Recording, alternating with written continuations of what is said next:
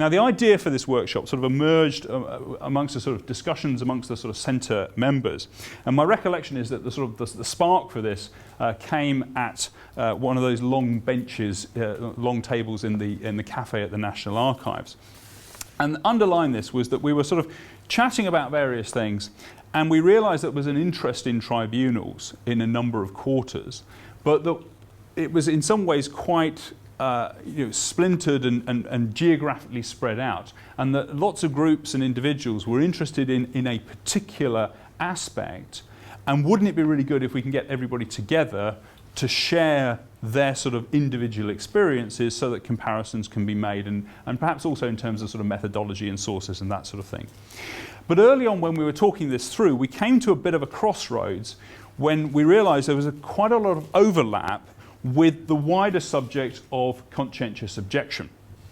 And this is an image which I use in my second year First World War module at Northampton, which I find is a very good way to get students to think about the way in which within the mainstream pacifism was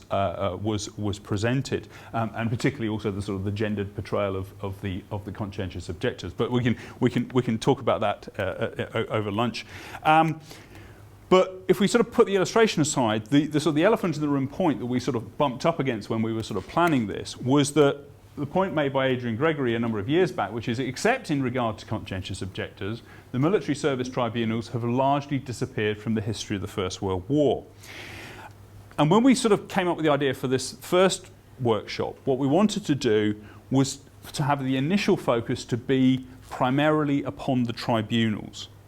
Yes, the subject of conscientious objection in the First World War is really, really important. Yes, the tribunals become a highly politicised battleground between the British state and those that are dissenting from the courses of action that the British state is taking. But there is a sort of slight danger, which I think is articulated by Adrian Gregory, is that we by looking at things just through the prism of conscientious objection,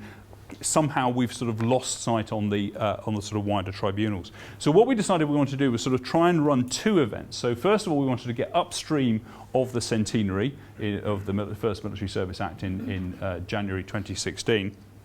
and run this particular event focused primarily on the tribunals. And then, as you will see in the publicity that we've sent out and on the programme as well, there's going to be a second event which is going to be more focused on the question of conscientious objection. And Sarah, when she does the summing up and the look forward at the end of the day, will, I'm sure, give you some more information on that.